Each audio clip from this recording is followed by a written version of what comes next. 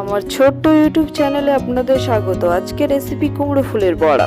একটি মিক্সি জারে আগে থেকে ভিজিয়ে রাখা মসুর ডাল নিয়ে নিয়েছি। দিয়ে দেবো একটি পেঁয়াজ, কাঁচা লঙ্কা, আদা, রসুন,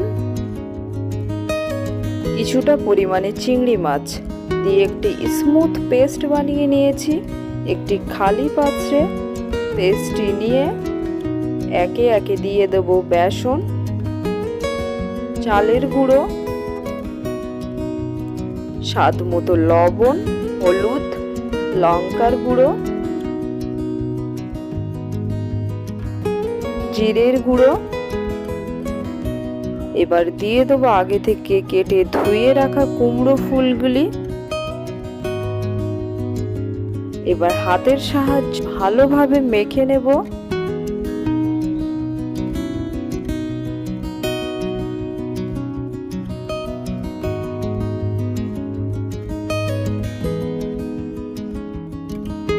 এবার একটি কড়াই বসিয়ে কড়াইয়ে তেল দিয়ে দেব।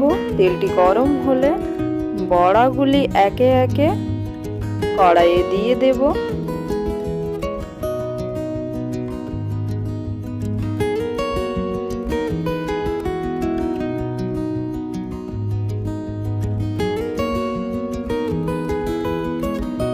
কিছুক্ষণ পর এপিঠ ওপিঠ লাল লাল করে ভেজে তুলে নেব।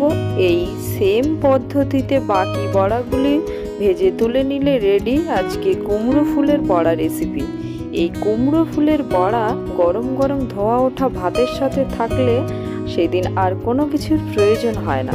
আপনারা এই সেম পদ্ধতিতে কুমড়ো ফুলের বড়া বানিয়ে খেয়ে দেখবেন, সেদিন আর কোনো কিছুর প্রয়োজন হবে না।